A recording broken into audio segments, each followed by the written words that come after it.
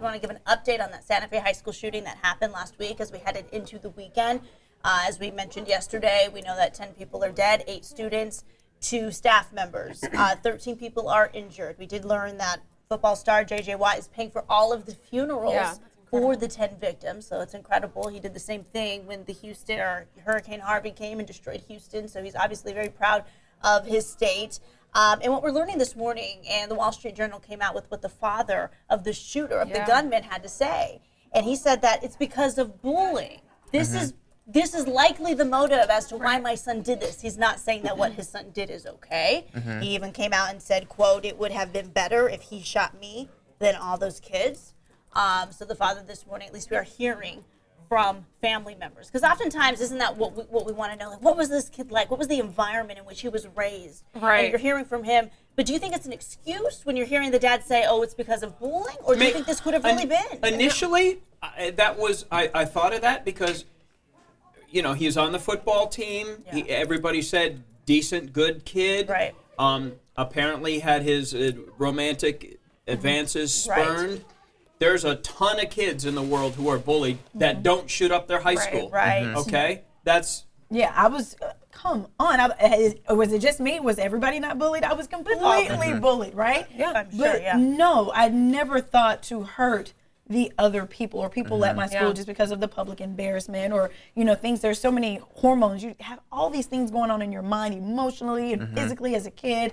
And that just never crosses my mind. But, you know, I was talking to a friend from like elementary school and we were like 32 now. Could you imagine being bullied with social media?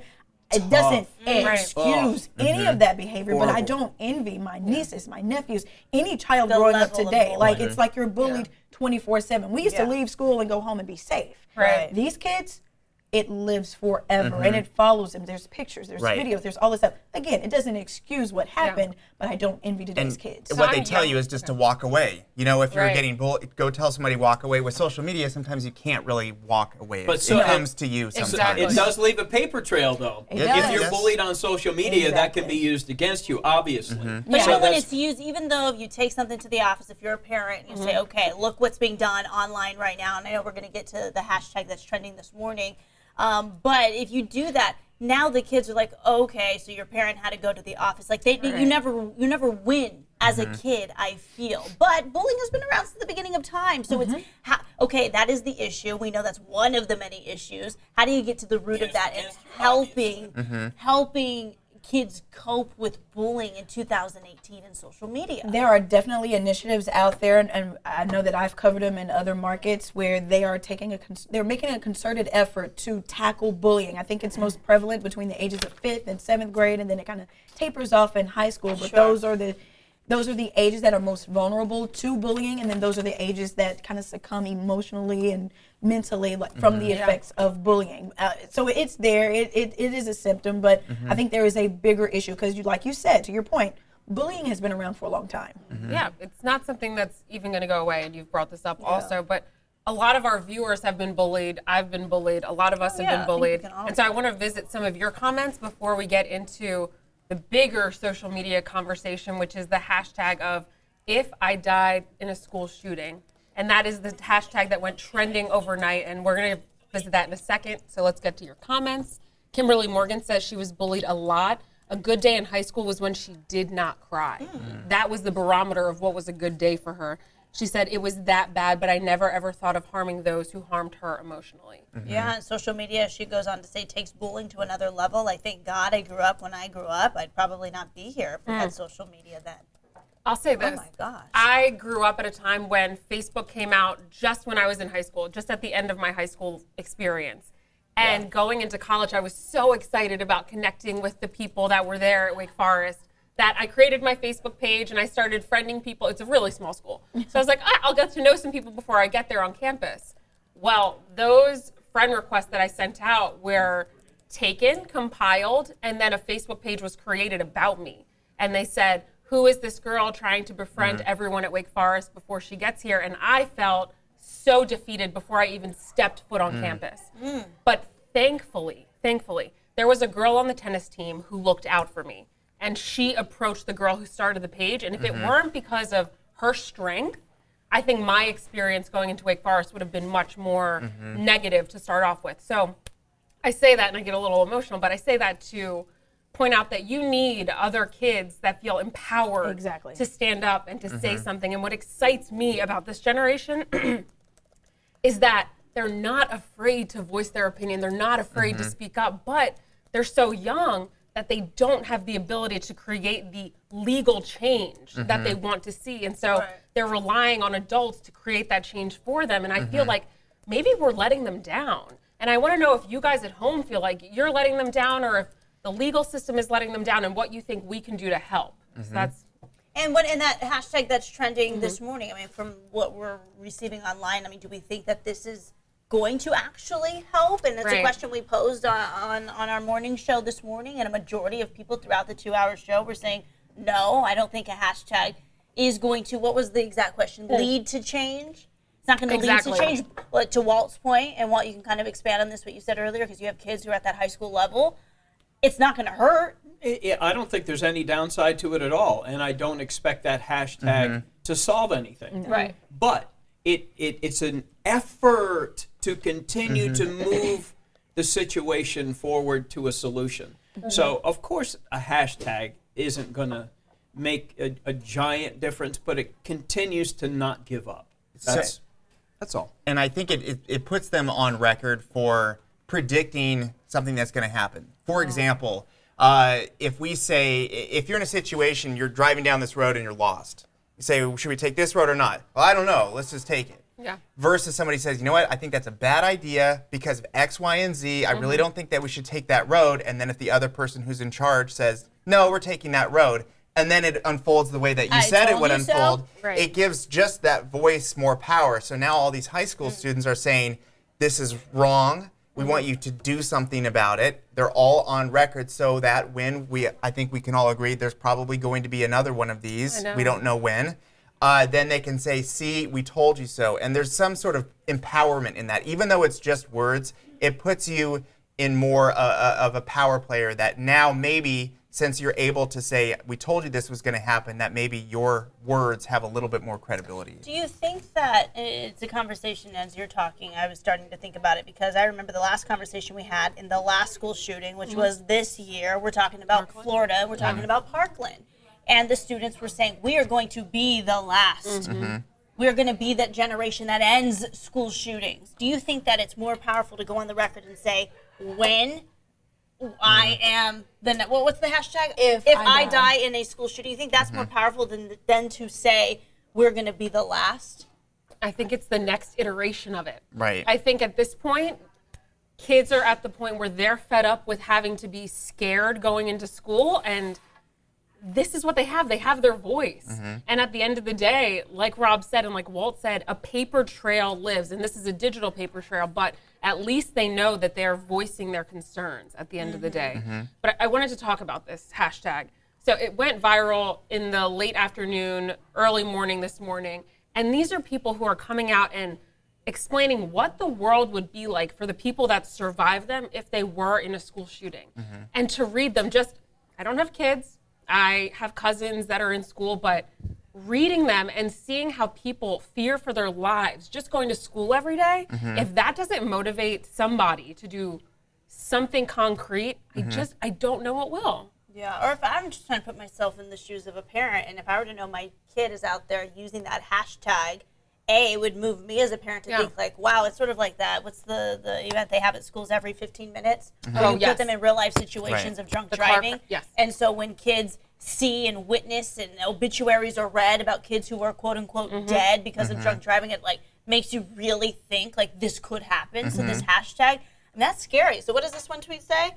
If I die in a school shooting, politicize my death. It's not too soon to talk about guns. It's too late. And that's an interesting point to pull up because after every school shooting, the one thing people come on, mostly conservative and news commentary, and say is, why are we politicizing a school shooting? It should be about the victims. It should be about the families. But there's everyone on the other side of the spectrum that's saying, guys, we're giving this kid, whoever did the school shooting, we're giving them a platform, some place to make them feel popular, to feel special, to be Notoriety. Yes, the notoriety that they get from this. And so do we make a stance as a news organization and say no more? We're not going to cover this anymore because it's doing bad to our community. This is a political issue. This is unavoidable because this is a country of laws and interpretations of laws, and the country decides at some point how things are going to be interpreted. Of course, you start with the Second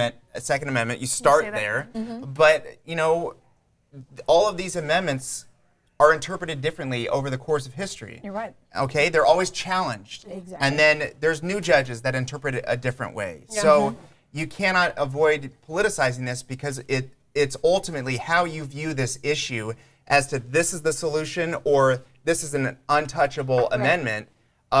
It's involved in politics because it's Congress, it's the Senate, and ultimately the president, or it goes to the judicial branch that's going to decide these things in a political way. I mean, that's just how it is. But there's one thing that you can't vote on, something that you just can't judge, is how somebody feels and how they're affected by this. And so Madison Wade from LNT, she was able to speak with a middle school student and a high school student about how they felt about the hashtag. And so I wanted to share that with you guys because I thought it was really moving, and then we can chat about it afterwards. Hashtag if I die in a school shooting. If I die in a school shooting. Hashtag meant so much to me, especially because I think about my family when I think about the tweet because I'm very close with them.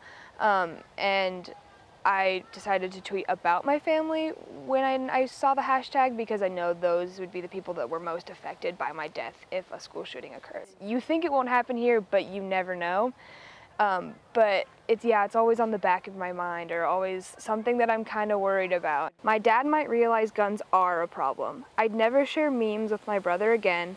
I wouldn't be able to see my little sister graduate. My mom might start standing up to relatives who don't believe in gun control. If I die in a school shooting, send the NRA the bullet that ended my life and tell them this bullet ended a teenage girl's life because of your inaction towards gun violence. All my dreams I have will end, and my voice will no longer be heard, and my parents will lose their little girl. The fact that like our little brothers and sisters have to write those and have to think about that. First, they even have to think about dying, and not in a sick way, but being shot, that it should never come across a child's mind. Yeah, we are too young to be talking about this. We are too young to be scared that our classmates are gonna die. We are too young to be talking about our schools getting shot up. We really need to start doing something about this. Again, putting themselves in that real situation, they have to think about, if I were to die in a school shooting, that's a really real thing. And to hear them, it is emotional to hear them talk about that. My parents would lose their little girl. To have to say that, for a parent to even have to think that, is terrible. I would rather my children focus on their education, what they want to be, their hopes, their dreams when they grow up, and not if I die in a school shooting. That would be utopia in this situation. Why? It's probably a Realistic. matter of Everybody time. wants answers to. It's just a matter of time before a student that wrote that may die in a school shooting in the future. They will learn the name. They will look for that hashtag. And like I said, if somebody's calling it out before it happens, they are empowered by their vision of the future. And then we collectively standing by, not being involved in the issue or not addressing it, then you are letting this happen. That's the message that they're trying to get across. Something that's interesting, this school also participated in the walkout, or the March for Our Lives, where everyone walked out of class. This school just participated. They protested. They made their voices heard on issues like this, and now they're victims of the same issue. So it only brings together the reality that some of these students going with this hashtag, that's their reality. Yeah. So getting back to some of your comments. Jane Barry says, it's very sad. I blame parents. It starts at home. My child was bullied as a child. It's sad. I tried to help her through it. Her classmates have changed over the years, but those words wouldn't hurt them now. What about their children? Have they learned from this? I fear for my grandchildren and their friends. I worry about my child care children also. Philip Amaro says, this is what's wrong with America, speaking to the kids of this generation who rely on the government for answers. He says, we are so dependent on government that we need them to intervene with everything in order to help. That's the way our society is created right now, and if we don't like it, you have to do something about it. But for these kids, their only method of creating change is their voice, and at least they have that. Candace Joy Henthorne, I think the hashtag puts it into perspective that this is an issue and it needs to be addressed. When our kids go to school, we want them to learn and to be safe. You can't learn effectively if you are not safe. There are studies that show that it's hard to focus and concentrate on your education if your basic human needs are not being met, and one of those is safety. If you are 16, I want to go back to that comment. If you're 16 years old, what is your recourse? You cannot vote. You cannot actually purchase a firearm in many of these states if you're 16, unless it's given to you or there's some of these other loopholes where you can acquire one. So if you're 16 and you can't vote, what other recourse do you have than to ask for something to be done about it on your behalf? Because you are essentially powerless. You're a child. So I understand where that argument goes following the steps, but in that moment, these kids in particular, what else are they to do? It's a good question. Using social media, because that's really their form of power. Right. And so that's what they're doing. Got it. That's a good point. No, I was going to peg Watt on this. Just from listening to you talk on the show and listening to Monica, sometimes you have a very vocal kids, and I really appreciate hearing those stories. They're not of gun buying age and they're not of voting age, I believe. What are they doing, and do they want to do more? What is the sense that you're getting from your kids? It's my daughter who's a sophomore in high school, and she's very active. She's very outspoken. She does worry about going to school. I mean, we discussed this, when she goes off to school or comes back, what's the vibe at school, what kids are, it's troubling to think. I mean, I'm just, when you guys are talking about it, I kind of drifted and I was thinking about the very thing you just asked me about. And it's, I can't even imagine, because it wasn't that way back in the day, and now, I don't know that there's any solutions to any of this other than fortressing your schools. I think all the dangerous guns are already out there. And there's an old saying, if you outlaw guns, only outlaws will have guns. And if you outlaw a bunch of guns, the law-abiding people will be forced to turn them in. Do you think the bad guys are going to turn in their guns? They're not going to. Right. They're still going to be sold out of trunks of cars. And so I don't see a solution. I really don't. I don't. And there are so many things in this world that we can't see solutions to, and we say, you know what, with time. Cancer, we'll get a cure with time. Research is being done. Money is being poured into We can advance this in time, but how do we advance this conversation? If we continue to sit on our hands on this issue like so many others, we're going to continue to have these babies turn into hashtags. That's what I mean. It's like, what do we do? We have to do something. Mental health is what everybody goes to as kind of the both sides maybe agree on that, but then again, what does that mean? Who do you identify as, hey, you're over there. You talked about a watch list I believe you need to be mentally healthy. healthy. Imagine the parents. Yeah. Oh, you're saying my kid's mentally unstable. As my earring comes off. What does that cost? My question is, if this is so prevalent, what was it, 288 school shootings in our history as a country? Yeah. Since 2009. Okay, since 2009, compared to the single digit and 0 digits of many other countries around the world. And if we blame mental issues as our problem, I'm curious how our mental illnesses stack up against those of other countries. But is it hard? Isn't it hard to compare us though? Isn't it like comparing apples to oranges, sort of? We're a different. The differences to those countries on that list and us is access to guns, legal access to guns.